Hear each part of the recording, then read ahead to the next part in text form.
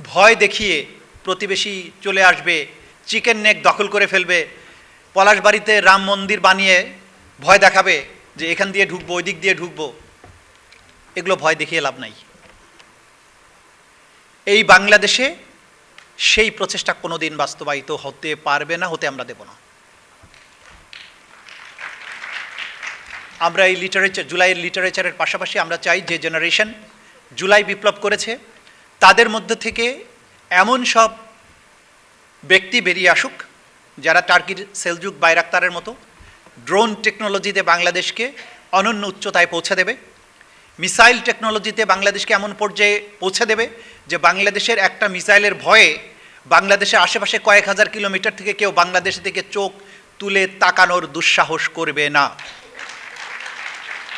আমাদের বে অফ বেঙ্গল, আমাদের নৌবাহিনী, বিশাল সমুদ্র সীমানা যা কিছু আছে, এগুলো নিয়ে আমাদের জেনারেশন জি যারা মহাকাব্যিক একটা বিপ্লব করেছে বাংলাদেশটাকে রক্ষার ব্যাপারে, তারা এমন সব জিনিস বের করে আনবে, এমন সব অবদান রাখবে রাষ্ট্রের জন্য, সায়েন্স টেকনোলজিতে, সামরিক প্রযুক্তিতে, অর্থনীতিতে। বাংলাদেশ আজকে যে অবস্থায় আছে, আমাদের গার্মেন্টস ইন্ডাস্ট্রি নির্ভর যে অর্থনীতি, সেটার থেকে বাংলাদেশকে বের করে নিয়ে আসার কি পদ্ধতি আছে, এইটাই জেনারেশন জির পক্ষেই বের করা সম্ভব। পুরনো ধাঁচের যারা চিন্তা করে তারা কখনো পুরনো বৃত্ত থেকে বের হতে পারে না। যারা বৃত্ত ভাঙার সাহস দেখায় তাদের পক্ষে এটা সম্ভব। সুতরাং 56,000 বর্গমাইল যে শুধুমাত্র আমাদের ভৌগোলিক সীমারেখা নয়, যেটা প্রফেসর ইউনূস সাহেব বারবার বলতেন যে আমাদের বিশাল সমুদ্র সীমা, এটা আমাদের আভ্যন্তরীণ ভূখণ্ড যেটা, সেটার অংশ। বাংলাদেশ বৃহৎ ক্যানভাসে আমাদেরকে কল্পনা করতে হবে।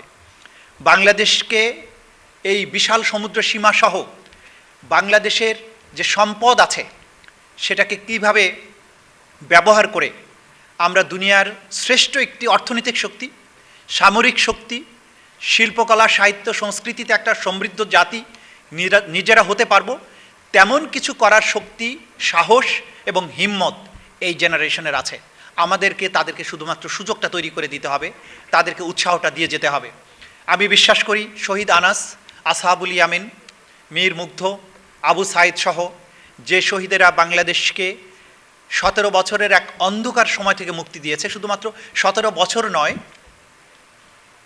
বাংলাদেশে আগের যারা ন্যারেটিভ নির্মাণ করেছে, সজলের বক্তৃতা আমি পুরোটা শুনতে পারিনি, যে ন্যারেটিভগুলো আমাদেরকে শিখিয়েছে যে দাড়ি টুপিওয়ালা মানুষ মানেই রাষ্ট্রদ্রোহী, স্বাধীনতা বিরোধী,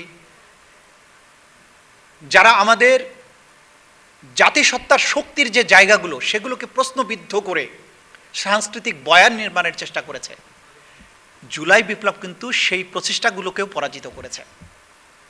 সুতরাং আমাদের উসমান হাদি সহ এই বিপ্লবের সৈনিকেরা শুধুমাত্র রাষ্ট্র ক্ষমতার একটা পরিবর্তন করেছেন বিপ্লবের মাধ্যমে তা নয়, তারা একটি সাংস্কৃতিক বিপ্লবও করেছেন।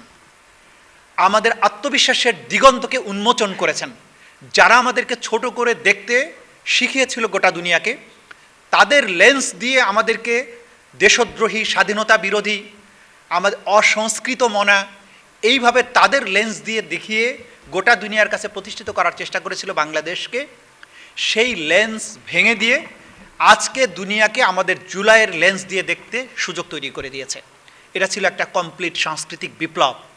এইটাকে সাস্টেইনেবল করা, এইটাকে ধরে রাখার জন্য যে কাজ, সেগুলো আজকের ওয়ার্কশপ থেকে সারাদিন আমরা, বা সারাদিন না হলে অর্ধেক দিন ধরে আমরা এটা শুনছি, সেটা আমরা বাস্তবায়ন করার চেষ্টা করব।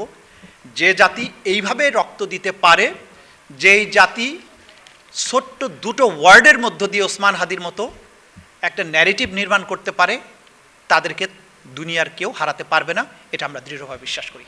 আজকে রেভুলেশনস ওয়াচকে ধন্যবাদ। যে সংগ্রাম তারা শুরু করেছেন, যে প্রচেষ্টা, এটা অব্যাহত থাকা দরকার। আজকে যেমন লিটারেচার নিয়ে কথা হয়েছে, আগামীতে অন্য কোনো বিষয় নিয়ে ওয়ার্কশপ হবে।